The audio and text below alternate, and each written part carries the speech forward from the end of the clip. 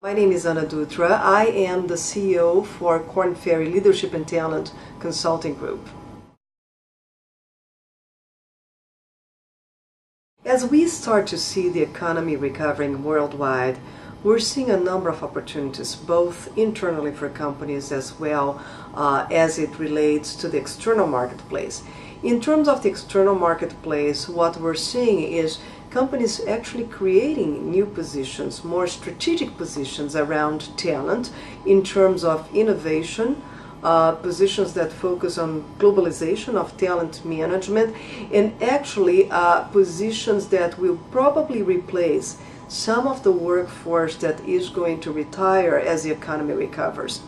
Internally, we see more focus on talent retention and development, and then for the rock stars that are hidden throughout large workforces in the company, it's a huge opportunity for them to actually demonstrate their high potential and move faster in their career ladders.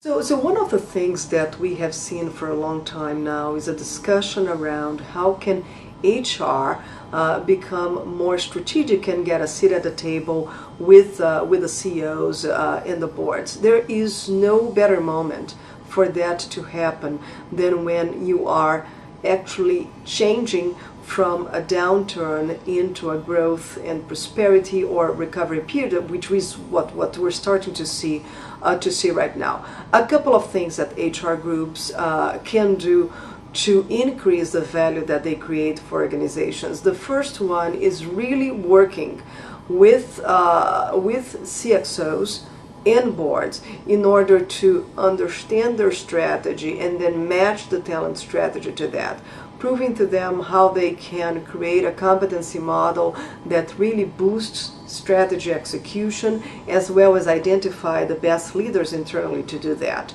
The second way to add immediate value to the organization is by actually making themselves centers of excellence, right? You cannot drive transformation, you cannot drive globalization, you cannot drive high performance if you are not yourself a showcase for transformation, for globalization and high performance.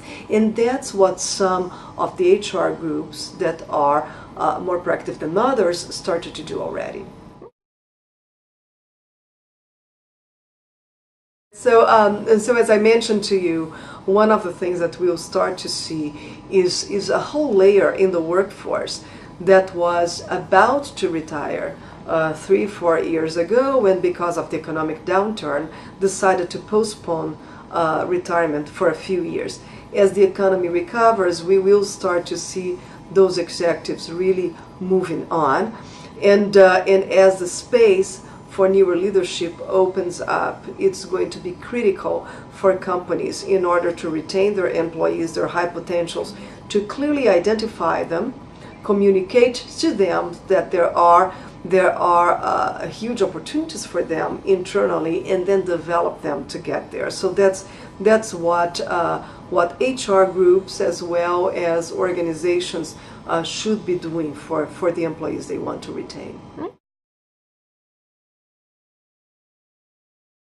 So the first one is, how do they need to communicate and how do they need to encourage and incent behaviors that are more geared towards growth rather than cost cutting. It's as difficult as it is to take executives from a growth mode into a more conservative cost cutting mindset, it is to take them back to a growth and to a risk-taking and long-term vision mindset. So that's number one. And number two is really help organizations to identify who their high potentials are and develop and retain them so that you don't lose them to your competition.